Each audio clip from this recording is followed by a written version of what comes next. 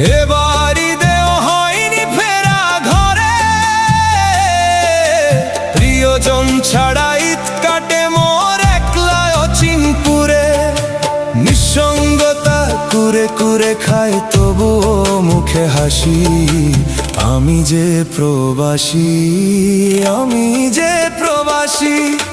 সবাই ভাবে প্রবাস মানেই রঙের দুনিয়া, কেউ তো দেখে না এই বুকে কি যে যন্ত্রণা। তবুও ভালো থাকুক তারা যাদের আমি ভালোবাসি, আমি যে প্রবাসী।